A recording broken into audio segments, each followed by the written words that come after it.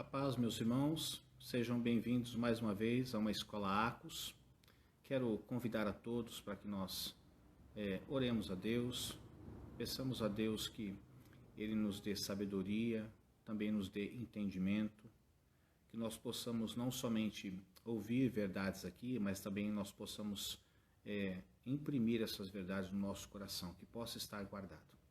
Me lembro agora daquilo que o salmista diz: como poderá o jovem guardar os seus mandamentos, os seus preceitos, escondendo dentro do seu coração?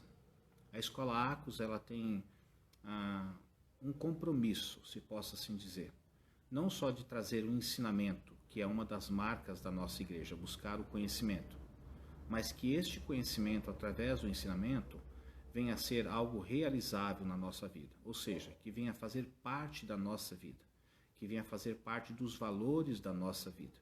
Então, nós temos a responsabilidade não só de ensinar, mas temos a responsabilidade, você do outro lado, juntamente comigo também, que estou aqui ensinando, de aplicarmos isso à nossa vida. Que Deus abençoe vocês. Vamos orar agora? Feche seus olhos. Deus, mais uma vez, nós pedimos ao Senhor que o Senhor nos ajude, que o Senhor nos direcione, que o Senhor possa nos iluminar, para que nós possamos ter o entendimento. Não sei se é bem essa palavra, Pai, mas esse é o meu desejo, que possamos ter um entendimento perfeito da verdade que hoje vamos aprender. Pai, eu sei que a mim foi dado o privilégio de trazer ensinamentos, e do outro lado, Senhor, também foi dado às pessoas o privilégio de aprender. Eu reconheço, Pai, que o privilégio que eu tenho juntamente com Ele vem a minha responsabilidade. Não me deixa ensinar nada a teu povo que não seja aquilo que a tua palavra está dizendo. Não deixa o teu povo também entender nada daquilo que não é aquilo que a tua palavra está dizendo. Pai, te peço que todas as mentes, de certa forma, venham ser levadas cativas à obediência do Senhor. Eu sei que as pessoas estão em casa e talvez, Pai, em casa não é um ambiente tão próprio ou propício para que nós possamos meditar e aprender a tua palavra. Mas no momento é o que nós podemos fazer uso. Então ajuda, Senhor, para que nenhum barulho, para que nenhuma incomodação venha atrapalhar o entendimento do seu povo. Quanto a mim, que aqui estou na tua casa, me dê o entendimento necessário, a sabedoria necessária para comunicar a verdade de hoje. Nós oramos em nome de Jesus. Amém. Seja bem-vinda, pastora Roseli. Hoje eu não estou em casa, né? Eu estou aqui na igreja. Estou vendo a Cris também, que está assistindo. E me perdoe alguma falha aí, que hoje eu estou fazendo um ensaio aqui, né? Eu estou gravando essa live aqui daqui da igreja, tentando me familiarizar com aquilo que estou fazendo, trazendo o ensinamento e ao mesmo tempo tentando ver os comentários que aqui está. Seja bem-vinda, Kelly. Obrigado por estar aí do outro lado também.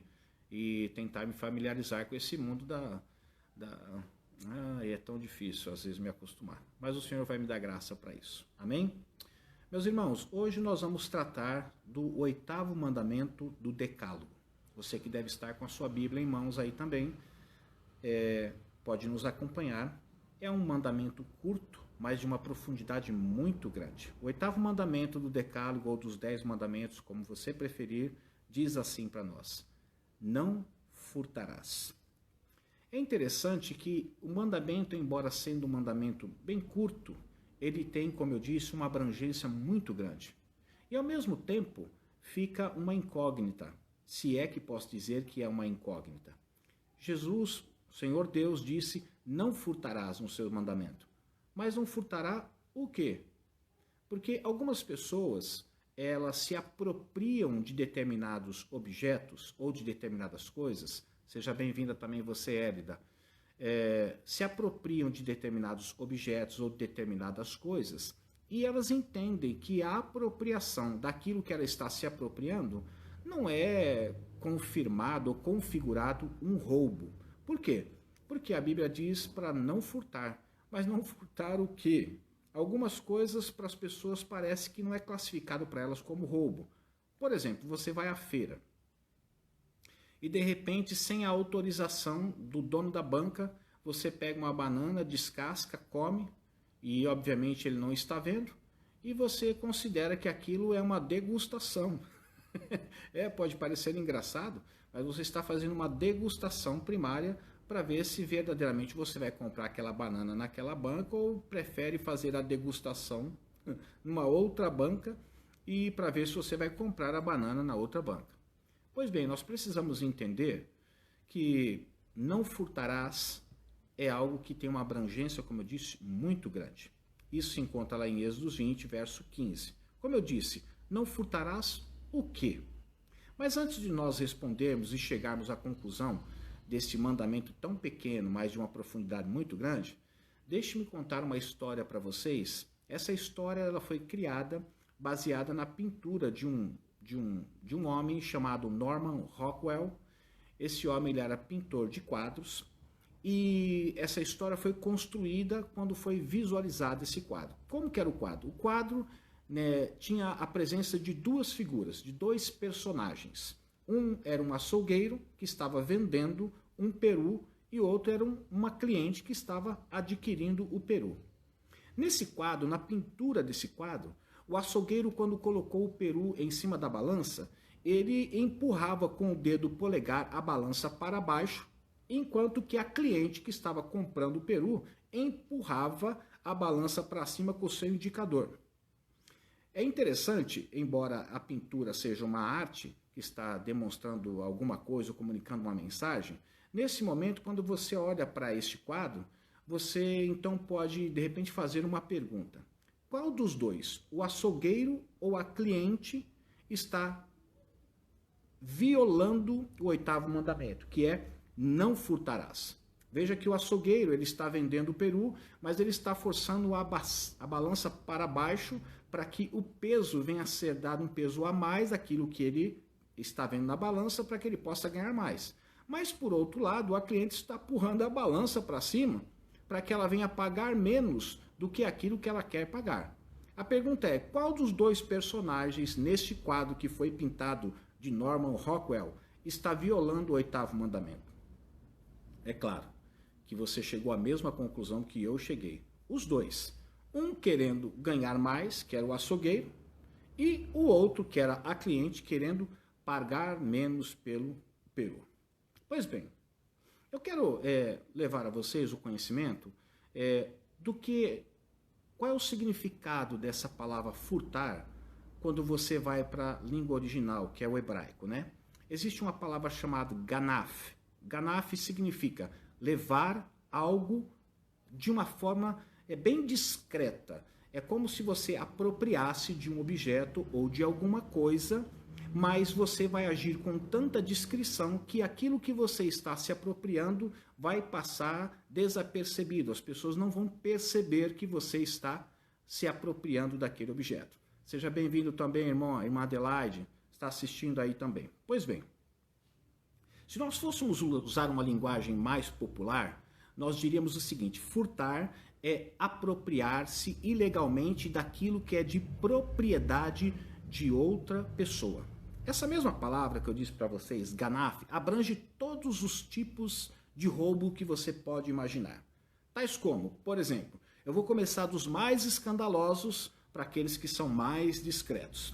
Então a palavra ganaf significa também arrombamento. É aquele roubo praticado onde uma pessoa invade uma propriedade, ela viola a entrada daquela propriedade, seja o portão principal ou a porta da casa, entra dentro dessa residência e furta os bens que ela quer furtar.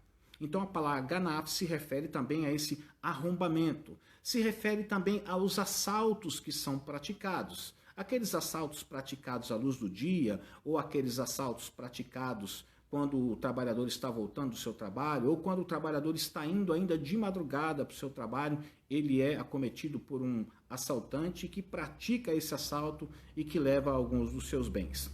Mas a palavra ganaf também significa pilhagem. Aí talvez você pergunte para mim, poxa, pastor, eu nunca ouvi essa palavra, né? O que significa pilhagem? É tomar algo sem permissão e não devolvê-lo. Eu acho que aí essa palavra já começa a ser um pouco, embora não a palavra em si, mas o significado dela, começa a se tornar um pouco mais real na nossa vida. Ou seja, Quando você se apropria de alguma coisa sem pedir permissão para o dono daquele elemento ou daquele produto e você ainda esquece de devolver e você não devolve, você está cometendo uma pilhagem. E a pilhagem se encaixa dentro da definição da palavra ganaf, que significa não furtar ou não furtar. Não furtar, mas é a palavra furtar, então não furtarás. Outra palavra também é sequestro, e aí talvez nós nos distanciamos um pouco, né? No entanto, existe uma outra palavra aqui que traz uma definição dessa palavra ganaf, que significa também furto em loja. Eu não sei você, espero que não. No entanto, a gente não pode descartar a hipótese, pelo menos quando ainda não éramos nascidos de novo. Quando você entra num supermercado, seja bem-vindo, Aleph, Deus te abençoe. Quando você entra num supermercado e você até compra algumas coisas, mas de repente a quantidade de dinheiro que você tem em espécie na sua mão, e talvez até o seu cartão já está todo comprometido, não é permitido comprar mais alguns itens que você gostaria de comprar. E de repente isso pode te levar a se apropriar de algumas latinhas de sardinha ou de algumas latinhas pequenas e colocar dentro do bolso. Espero que não seja o seu caso. Ou, se é o seu caso, tenha sido o seu caso quando você ainda não era nascido de novo. Então, essa palavra ganaf também significa esses furtos em loja. Agarrar carteira. Você quer ver agora um crime que é considerado mesmo crime, o crime de peculato, que também define essa palavra ganaf. O que é o crime de peculato que a gente tem visto aí escandalosamente entre os políticos, né? Significa desvio de verba, apropriação de bens materiais, de dinheiro que está sob os cuidados de alguém ou de uma instituição para uso próprio. As pessoas então se apropriam desses bens ou se apropriam das verbas destinadas a essa instituição, que é para ser usada para a instituição, e ela se apropria para fazer uso pessoal. Então aí é classificado como crime de peculato. E também tem o estelionato, que é obter dinheiro por meios ilegais. Como, por exemplo, quer ver um exemplo de estelionato? Cheque sem fundo junto ao emprestador. Quando você vai lá, precisa de uma certa quantia em dinheiro e você tem cheque, talão de cheque, você passa um cheque para uma determinada pessoa que vai te emprestar um valor, ela cobra um juro seu, só que você sabe que você não tem esse dinheiro, mas você está esperando conseguir esse dinheiro, ou talvez, pela sua fé, você vai conseguir esse dinheiro, mas você não tem esse dinheiro e nem vislumbra um caminho para conseguir esse dinheiro. Então, o que acontece? Você pode estar passando propositadamente um cheque sem fundo, e isso pode se caracterizar como crime de estelionato. E a lista é grande. Seja bem-vinda também, irmã Edilene. Obrigado mais uma vez por estar aí conosco. A lista é grande. Por exemplo, furtar propriedades públicas. Você está lá num parque público e, de repente, nesse parque público, você está passeando e encontra alguma coisa, algum item que lhe interessa, mas que é de propriedade do parque. Seja bem-vinda, Maria Rita também. Selma, obrigado. Aí você vai lá e, como você olha, diz que aquele parque é do governo, é sustentado pela prefeitura, e a prefeitura tem muito dinheiro, e que o povo rouba também. Nada contra você levar aquele item que está contido no parque, porque você não classifica como roubo, mas também é classificado como a palavra ganaf, furtar propriedades públicas. Roubo de suprimentos hospitalares. Olha, qualquer coincidência é mera semelhança, ou qualquer semelhança é mera coincidência, melhor dizendo, sempre troca a bola aí, né?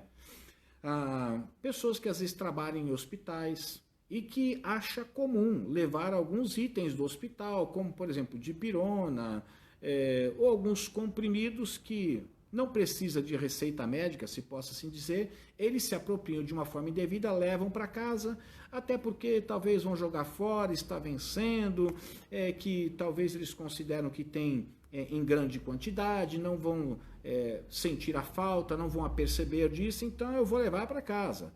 Mas isso também é classificado como roubo. Roubar construções. Eu particularmente conheci um homem que foi muito amigo de meu pai.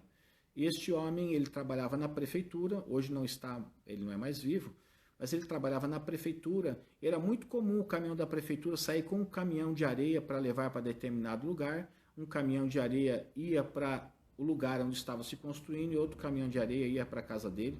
E assim ele construiu boa parte da casa dele, desviando os caminhões de areia, caminhões de pedra e outros itens mais da prefeitura. Talvez porque não considerava roubo, ou talvez porque ele se encontrava numa posição elevada dentro da prefeitura, achava que tinha direito para fazer isso. Pois bem, mas isso também é classificado como furto. Deixe-me contar uma história para você, desculpa aqui essas surpresas que surgem, eu não tenho como cortar, né? Mas vai me perdoando aí. Deixe-me contar um fato aqui para vocês interessante, foi um relato de um hotel. Olha que interessante, esse hotel, em um ano que eles inauguraram, eles tiveram que repor nesse seu primeiro ano de atividade, 38 mil talheres, 18 mil azulejos, 355 potes de café e, por incrível que pareça, não sei se você vai acreditar, 100 bíblias. Porque o hotel também colocava bíblias em cada quarto, em cada cabeceira, e as pessoas também furtavam as bíblias. Parece mentira, mas é verdade. Essa carinha de é verdade. As pessoas roubam até Bíblia. Segundo a minha esposa, disse que teve uma Bíblia roubada dentro do seminário onde nós estudamos, porque ela levava para lá e a Bíblia nunca apareceu. Ela acredita que houve um santo ladrão dentro daquele seminário que levou a Bíblia dela embora. Mas brincadeiras à parte, meus irmãos, os cidadãos, os civis, eles roubam também, pagando menos impostos que deveriam, ou fazendo, por exemplo, falsas declarações de imposto de renda. Então, não é só o governo que comete as suas falcatruas, o cidadão também comete. Mas deixe-me listar algumas coisas do governo primeiro aqui. Por exemplo, o governo também ele rouba quando ele desperdiça dinheiro público, quando ele faz uso do dinheiro público de uma forma indevida. Ele está roubando, porque toda verba é destinada para um determinado departamento ou para um determinado lugar e não pode se usar em outros lugares, por mais que esteja usando. Então, quando ele desperdiça ou gasta acima daquilo que o orçamento foi proposto, ele está roubando também. Por exemplo, o governo rouba quando ele acumula dívidas. Vocês sabem que o gasto deficitário é uma maneira de roubar os futuros cidadãos? Por quê? Porque quando você tem um orçamento anual, aquilo que se pode gastar, o governo pode gastar, ele gasta acima, ele já vai ter um déficit. Nesse déficit, quem é que vai pagar esse déficit? Os próprios cidadãos. E os cidadãos que virão o quê? No futuro. Quer dizer, ele já está roubando antecipadamente o cidadão que talvez ainda nem começou a contribuir. Há roubos, por exemplo, no trabalho, agora me referindo à classe daqueles que são empregados em determinadas empresas. Seja bem-vinda, Marecinha, sei que você está aí, viu? Está sempre com o pai aí. Por exemplo, preencher o cartão de hora para aquele outro que não veio ou nem sequer vai chegar. Eu confesso para você que isso era muito comum numa empresa onde eu trabalhava. Pessoas que pediam para algumas pessoas, e lá a gente chamava de picar o cartão, marcar o cartão, pessoas que lá marcavam o cartão, a presença de uma pessoa dentro do horário que tinha que ser marcado, mas ela não estava presente. E às vezes até acontecia que aquela pessoa nem viria meio-dia para trabalhar, só viria depois do meio-dia, mas ela estava ganhando aquelas horas. Isso também é uma forma de roubar. Quem trabalha em escritório, roubar materiais de escritório. Quem tem costume de fazer chamadas telefônicas a longa distância, com custos altos, mas usando o telefone da empresa. Isso também é classificado como roubo. Quer ver uma outra forma da gente poder estar roubando também? Não trabalhar o dia inteiro matando o tempo. Como dizia entre os peões, cozinhando o galo. Diz que carne de galo é carne muito dura, né? Então até cozinhar demora muito tempo. Então quando a pessoa estava ali no trabalho, mas não estava trabalhando, dizia-se que ela estava cozinhando o galo. Isso é uma forma de você roubar também. Por exemplo, no seu trabalho navegando pela internet. Se não é um trabalho que você tem que desenvolver e você está ali a serviço da empresa e você fica ali navegando pela internet passando o tempo, você está roubando. Enviando e-mails também, seja bem-vindo, Sérgio. Jogando no computador joguinho, enquanto você poderia estar trabalhando ou desempenhando seu papel. Ah, pastor, mas é o seguinte, eu não tenho nada para fazer. Mas você foi contratado, nem que você não tiver nada para fazer nada. Mas você não deve estar fazendo alguma coisa para você mesmo. Aquele tempo você deve dedicar à empresa onde você está trabalhando. Sabe, meus irmãos, sempre, sempre, é uma palavra forte, mas é verdadeira. Sempre que damos nada menos que o nosso melhor, ou o nosso melhor esforço, nós estamos roubando. Ou seja, você poderia dar melhor do que aquilo que você está oferecendo. No entanto, você, de uma forma, por decisão própria, você decide oferecer menos daquilo que você pode oferecer. Você está roubando também. Olha que interessante esse dado que eu vou dar para você. O roubo de tempo de funcionários em empresas e de propriedades, que itens que estão dentro das empresas. Então, o roubo do tempo do funcionário e de propriedades nas empresas americanas, sabe quanto é que custa durante o ano todo? 200 bi, não é 200 milhões, é 200 bilhões de dólares por ano. Só quando o funcionário fica cozinhando o galo, roubando o tempo, e também quando ele se apropria de itens contidos naquela empresa e ele leva para sua casa, pega para ele e não pertence a ele. Isso tem um gasto para as empresas anual de 200 bilhões de dólares. Veja como é grave. É um mandamento que, se você perguntar para as pessoas, vocês concordam com roubar? Todo mundo vai dizer não. Mas a grande maioria das pessoas violam o 8º mandamento, com itens de pequena expressão ou de maior expressão, mas acabam violando o 8º mandamento. Os patrões, eles também roubam dos seus empregados. Deixe-me dar alguns exemplos para vocês, por exemplo. Quando o patrão exige mais horas do que permitem aquilo que foi rezado no contrato, aquilo que foi oficialmente tratado com o funcionário antes dele começar a trabalhar na empresa. Quando ele exige mais horas do funcionário do que aquilo que o contrato permite, o que contratou ou o dono da empresa está roubando também. Você quer ver uma outra forma deles roubarem? Despedem empregados e depois eles reorganizam a força dos trabalhadores restantes para realizarem as suas tarefas e as tarefas daqueles que foram mandados embora, e eles vão continuar pagando o mesmo salário para aquele empregado que ficou. Ou seja, ele está obtendo o exercício de 2 ou mais tarefas que era realizada por 2 pessoas e apenas uma pessoa está realizando essa tarefa.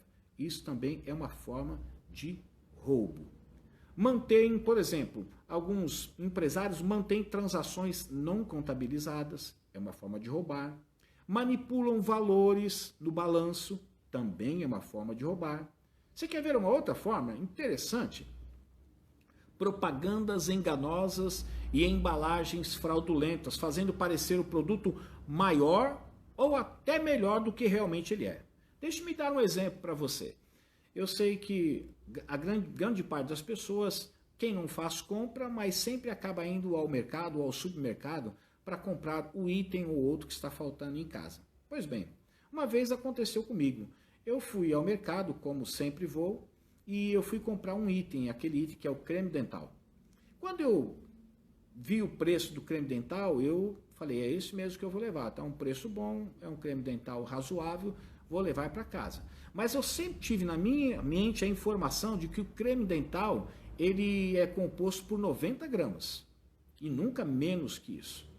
Levei o creme dental para casa, porque a embalagem era do mesmo tamanho. Então, exteriormente, eu estava levando um creme dental daquela marca que continha as 90 gramas.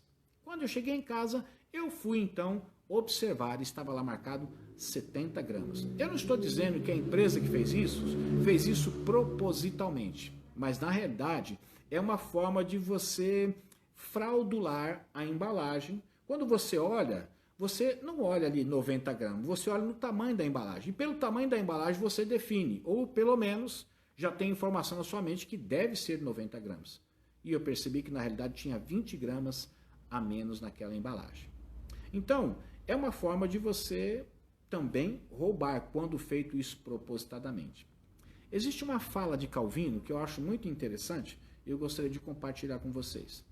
Ele diz assim: não esqueçam que todas as artimanhas pelas quais podemos adquirir os bens e dinheiro dos outros, quando tais mecanismos divergem, por exemplo, da afeição sincera e visam o desejo de enganar ou de alguma forma prejudicar, tem que ser considerada como roubo. Veja que Calvino, ele foi longe, eu não diria longe, ele foi de uma forma profunda, incisivo. Por quê? Ele mexe muito com as motivações das pessoas que estão oferecendo determinados produtos, ou a forma com que você vai usar, manipular para adquirir o bem ou o dinheiro daquela pessoa. Ele está dizendo, seja quais forem os mecanismos que nós vamos usar, se não estiver implícito uma afeição sincera, mas sim o desejo de enganar para poder passar o produto para frente e até prejudicar a pessoa, e você sair de bom e lucrar com tudo isso, tem que ser considerada como roubo também. Sem falar, meus irmãos, eu fico pensando nos cartões de crédito, né? Empréstimos de dinheiro com taxas exorbitantes, com juros de mais de 20%. Há também, sabe o quê? O roubo de propriedade intelectual, a violação de direitos autorais, inclusive a duplicação ilegal de músicas e vídeos. Deixa-me fazer uma pergunta para você que está em casa. Tem CD pirata aí na sua casa? De música ou também de vídeos? Eu vou dizer para você, além de você estar contribuindo com a indústria do crime, você está violando o 8º mandamento, você está roubando. Porque quem reproduziu esse material não tinha direitos autorais para fazer essa reprodução.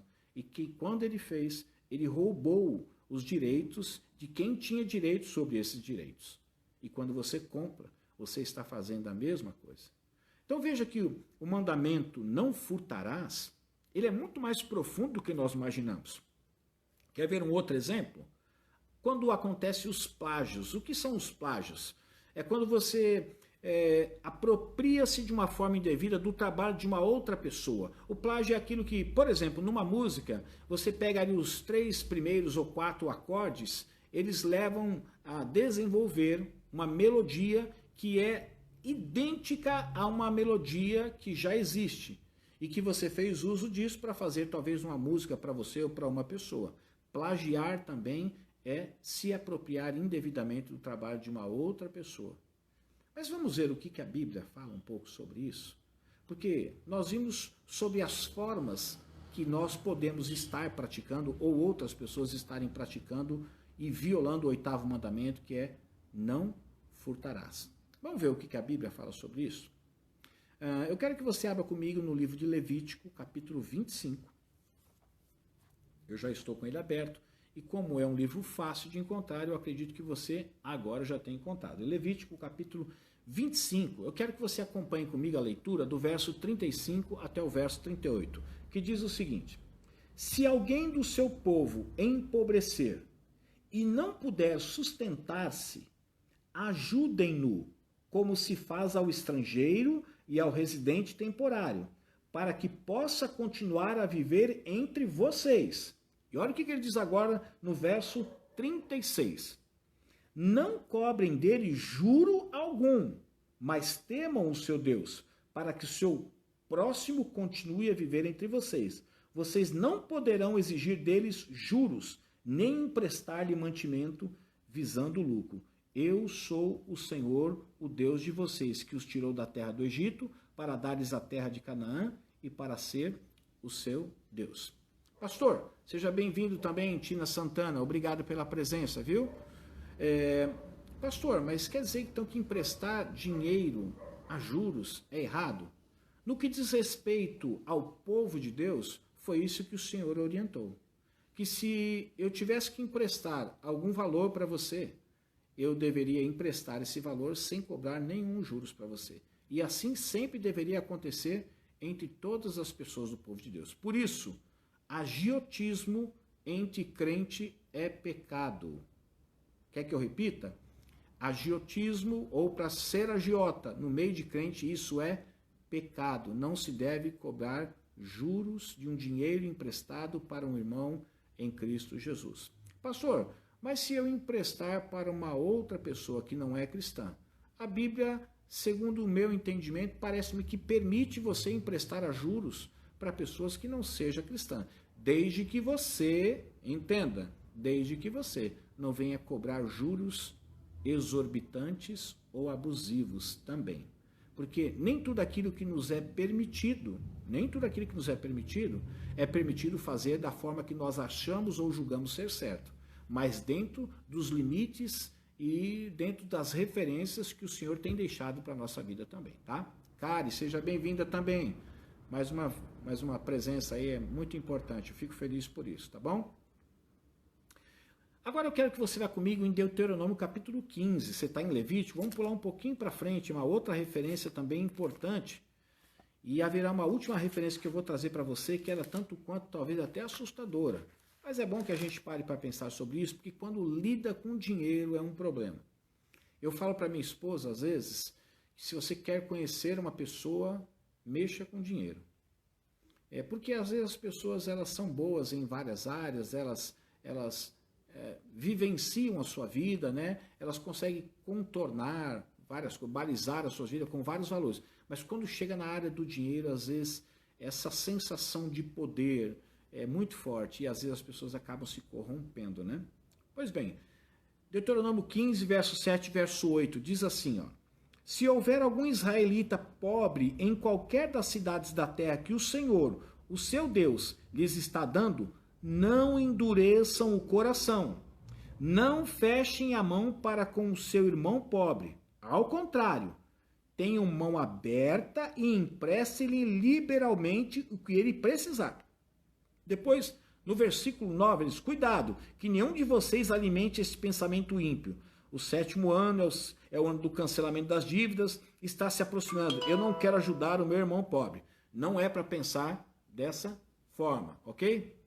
Agora eu quero que você abra num texto, que é um texto que vai mexer conosco, olhando para essa questão de você emprestar dinheiro a juros. Eu quero que você abra em Ezequiel, vai lá para frente, né?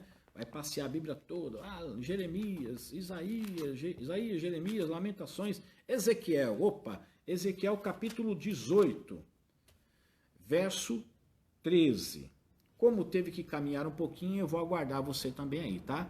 Meus irmãos, eu sempre pediria para vocês que nunca deixe de ter a Bíblia em mãos, tá bom? Por quê?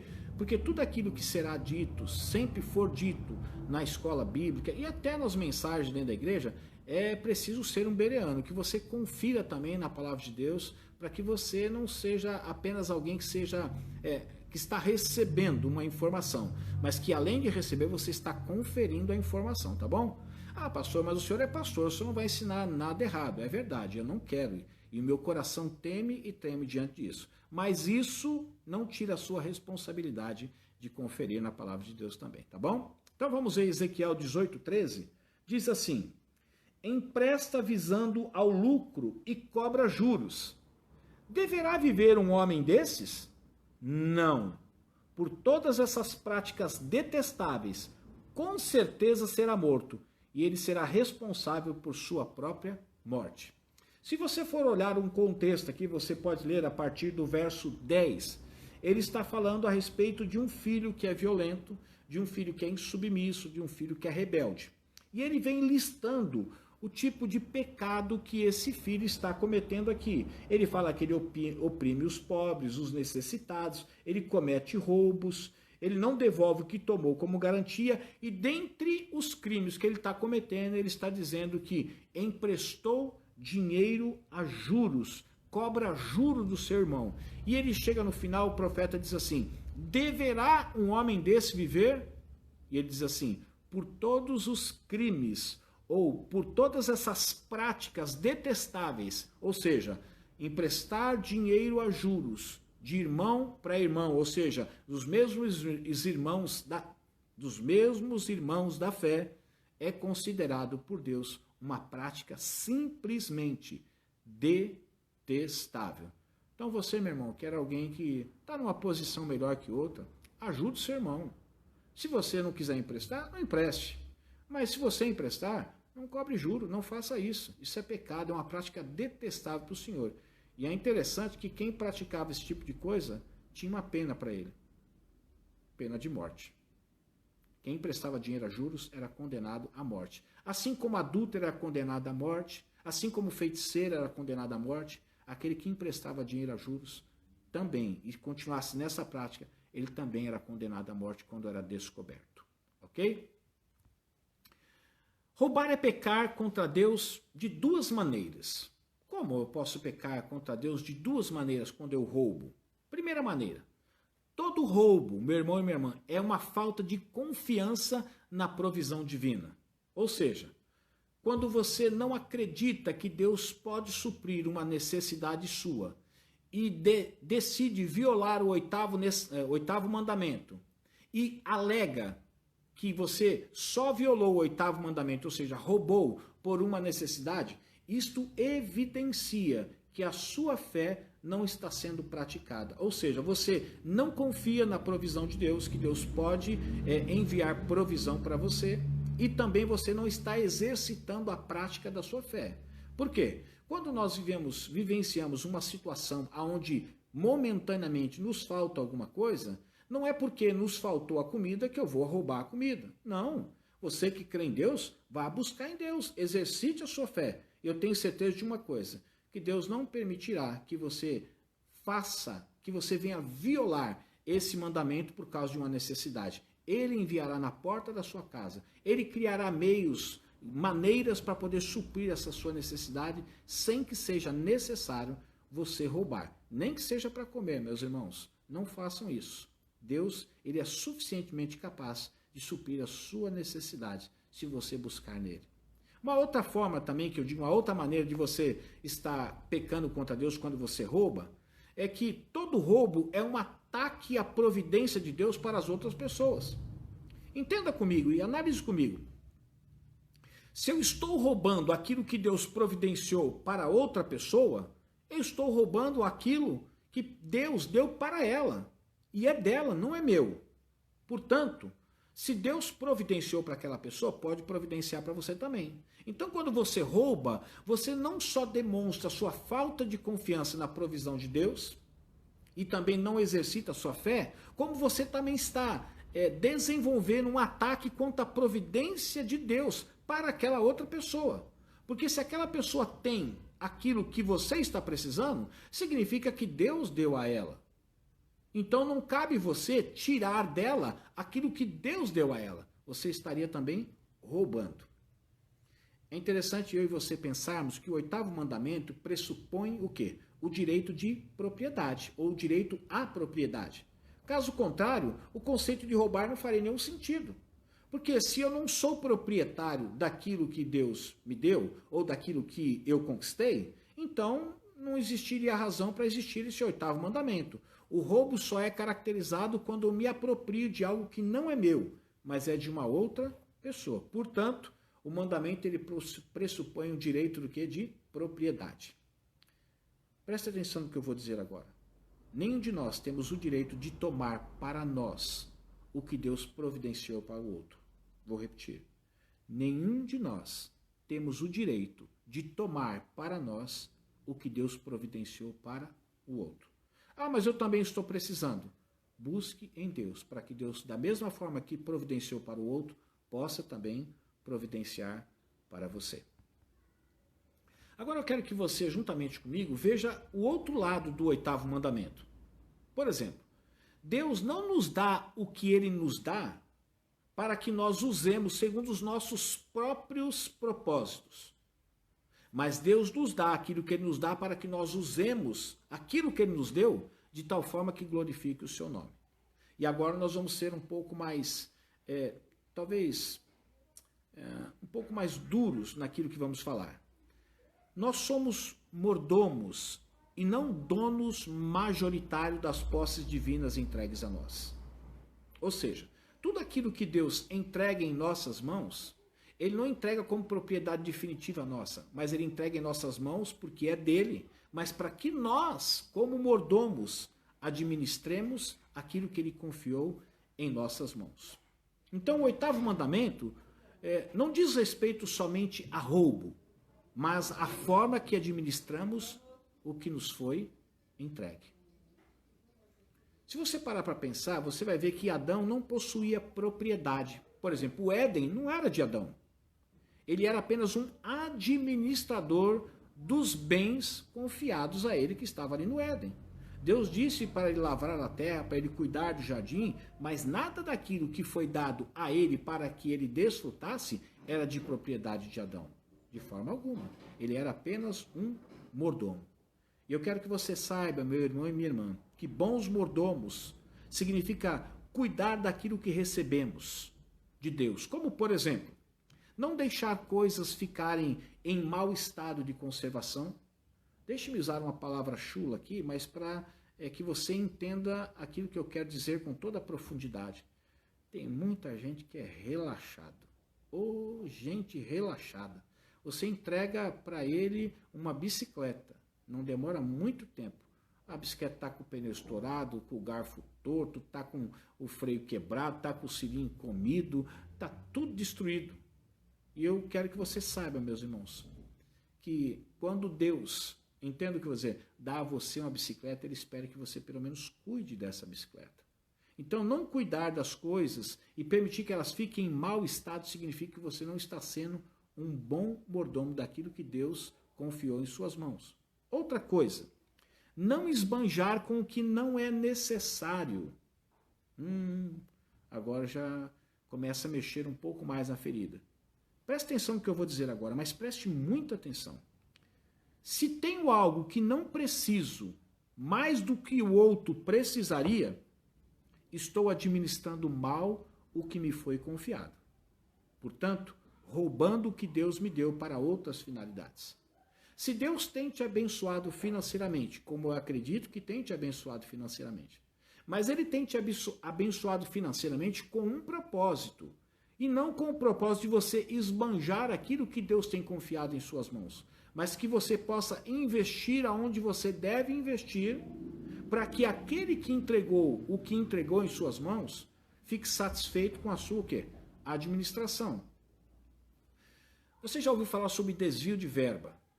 Uma verba ela é enviada para um determinado lugar, por exemplo, 100 mil reais é enviado para determinado lugar, e é para ser investido naquele lugar. Quando você pega parte daquela verba e envia para um outro lugar, que é para realizar a mesma tarefa que vai ser realizada naquele lugar, mas você envia para outro lugar, por mais que a tarefa que vai ser realizada no outro lugar é a mesma tarefa que vai ser realizada neste lugar, que foi destinado os 100 mil reais, você está desviando verba. Por quê? Porque os 100 mil reais é para ser investido naquele lugar. E mesmo que haja outro lugar que vai se fazer a mesma coisa que está se fazendo naquele que foi destinado os 100 mil, quando você divide ou quando você tira, você está praticando o quê? O desvio de verba. Infelizmente, isso também é roubar.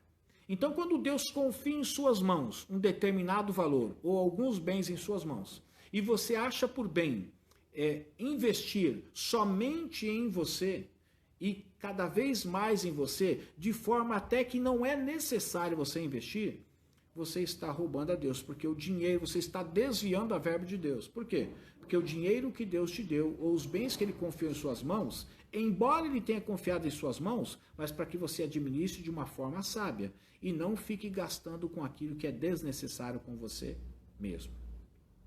Meus irmãos, nós não trabalhamos para satisfazer os nossos próprios desejos, mas também para prover a subsistência de outras pessoas. Existem 3 atitudes, se possa assim dizer, em relação às posses, que um homem chamado Jerry Bridges, ele orienta a gente.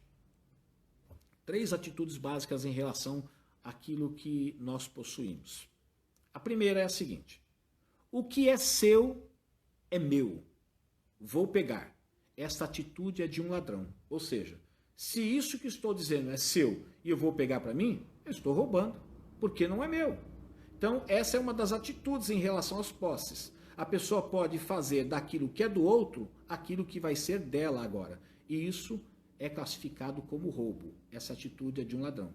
Uma outra atitude que você pode ter é a seguinte: o que é meu, vou guardar.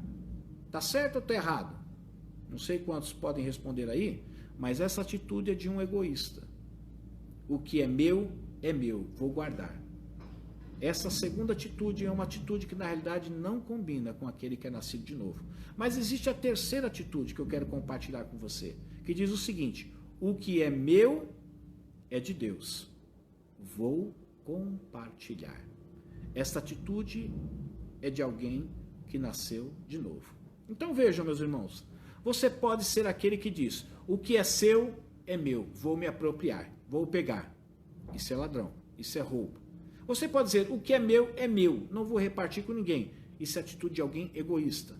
Agora, se você pensar que o que é seu, ou seja, o que é seu é de Deus, então você vai compartilhar essa atitude de alguém que nasceu de novo, ou que tem um coração nas coisas de Deus.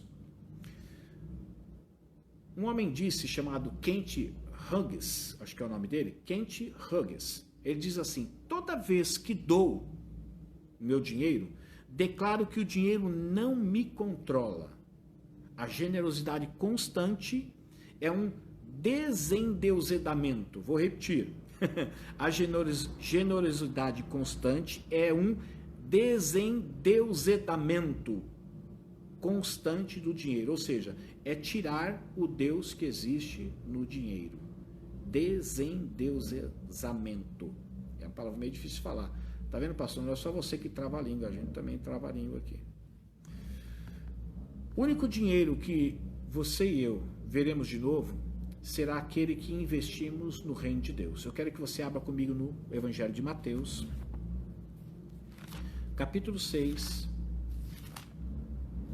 Mateus, capítulo 6. Nós vamos para o verso 19. Esse é o único dinheiro, o único investimento, o único dinheiro que você verá de novo será quando você fizer este investimento. Mateus 6, 19 e 21 diz assim: não acumulem para vocês tesouro na terra, onde a traça e a ferrugem destroem, e onde os ladrões arrombam e furtam. Ele está dizendo desse meio que nós vivemos, do mundo que nós vivemos aqui. Mas acumulem para vocês tesouros nos céus, onde a traça e a ferrugem não destroem, e onde os ladrões não arrombam nem furtam, pois onde estiver o seu tesouro, aí também estará o seu coração. Agora eu pergunto para você: como é que eu vou ter um banco no céu? Como é que eu vou separar parte daquilo que tenho recebido como bênção de Deus monetária na minha vida e investir no céu? Será que no céu tem banco? Será que eu posso guardar aqui num banco para que quando eu partir eu levo o dinheiro dentro do caixão e chega no céu eu ofereço ao Senhor? É claro que o Senhor não está falando sobre isso. Ele está usando uma metáfora, mas que traz uma verdade por trás dessa metáfora. Ele está dizendo: olha, não acumule para você, ou seja, não encha de posses aqui na terra. Mas ele está dizendo assim: encha de posse no céu. Mas como eu me encho de posse no céu? Como que eu acumulo tesouro para mim no céu? Quando eu invisto na terra, naquilo que está se referindo ao céu, ou seja, no reino de Deus. Então, todos aqueles que querem acumular para si tesouros no céu, ou ter um grande investimento no céu, é necessário que você invista aqui na terra, no reino de Deus. Isso é obrigatório? Não, não é obrigatório. É só para quem acredita, para quem tem fé e para quem tem um coração voltado para as coisas do Senhor. Por quê? Todas as coisas aqui são passageiras, meus irmãos. Todas elas vão passar. Inclusive, quando você morrer, o seu dinheiro aqui ficará. E não ficará nada para você. Mas tudo aquilo que você usou aqui na terra para investir no reino de Deus aqui na terra, será acreditado para você no céu também. Se não fizermos este investimento, seremos culpados de quebrar o 8º mandamento. Por quê? Roubamos a Deus. Ou seja, aquilo que Deus nos deu, nós não investimos no reino dele aqui na terra. Portanto, não acumulamos para nós tesouro no céu, somente aqui na terra. Quando você partir, vai partir com as mãos vazias. Nós também partiremos com as mãos vazias, mas quando chegarmos lá, teremos um grande tesouro que foi acumulado no céu. Estaremos de mãos cheias somente. Roubando também. Outra forma de roubar a Deus é deixar de lhe oferecer o melhor do nosso tempo e talentos que Ele próprio nos deu. Por que você acha que Deus nos dá tempo? Por que você acha que Deus nos dá talentos? Para que você use o tempo da forma que você quer usar, para aquilo que você entende e julga necessário para você, o que é bom para você? Ou você usa o seu tempo e o seu talento para investir no reino de Deus? Todas as nossas habilidades, todas as nossas oportunidades vêm de Deus e precisam ser oferecidas a eles como primícia. Ou seja, Deus não quer o resto do seu tempo, é o tempo que sobra para Ele. Ele quer o melhor do seu tempo. Deus não quer que você use o talento que Ele deu para você mostrar para as outras pessoas o talento que você tem.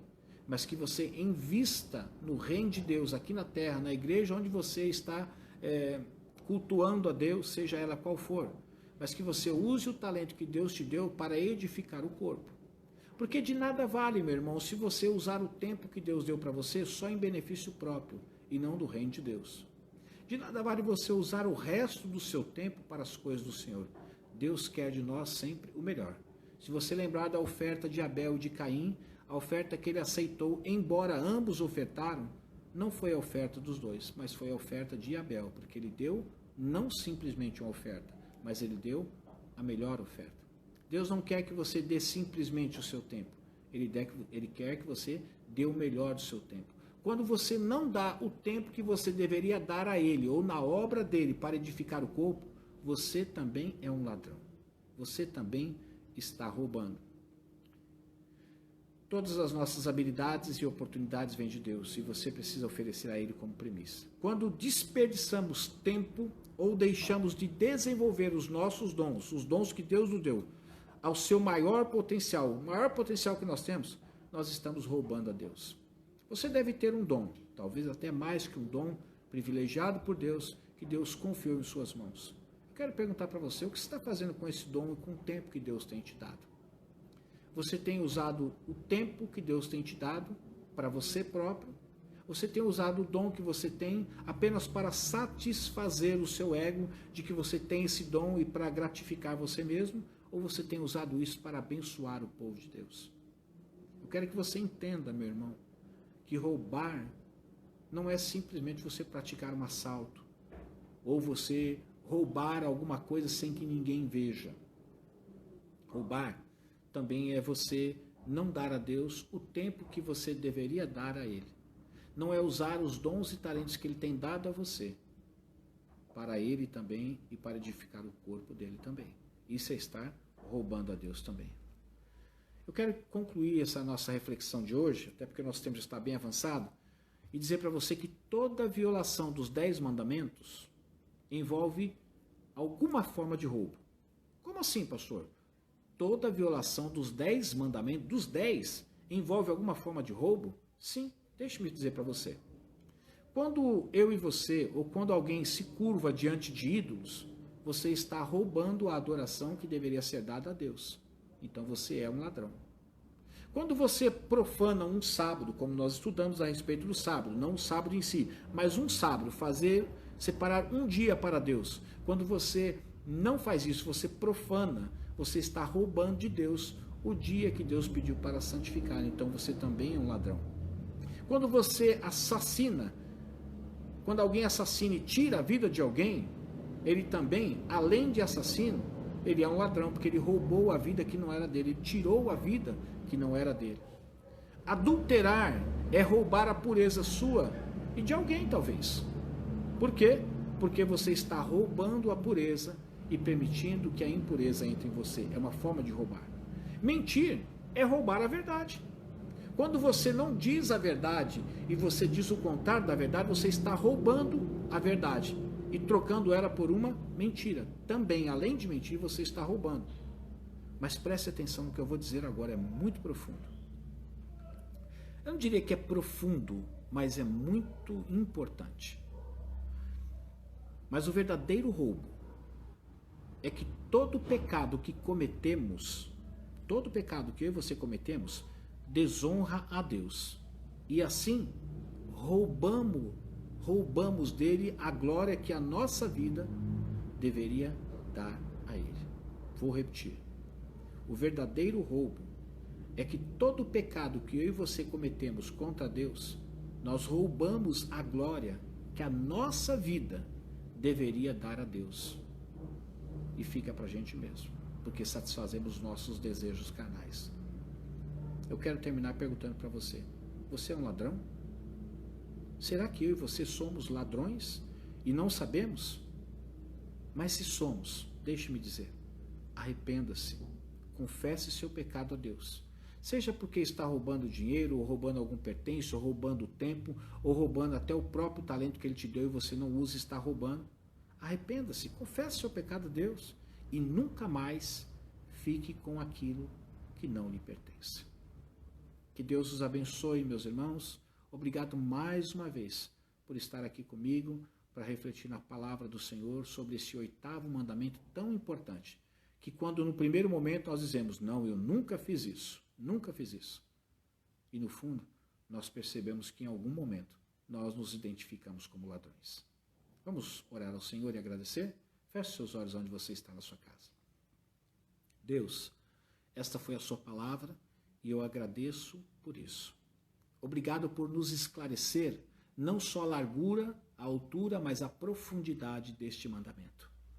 Pai, que nós não venhamos ser ladrões, que nós não venhamos roubar, não aquilo que não venhamos roubar a vida de pessoas, ou não venhamos roubar o objeto de alguém, mas que nós não venhamos também roubar o tempo que é teu.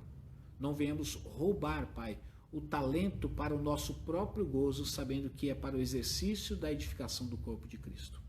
Que esta palavra fique guardada no melhor lugar dentro do nosso coração, em nome de Jesus. Meus irmãos, Deus abençoe. Obrigado mais uma vez por estar aqui conosco, por estar comigo, por estar com a minha família, no Ministério Acos. Que esta palavra tenha sido algo benéfico para você, que tenha trazido esclarecimento para você, que possa ter edificado a sua vida também. Muito obrigado mais uma vez. Fiquem na paz do Senhor. Deus os abençoe.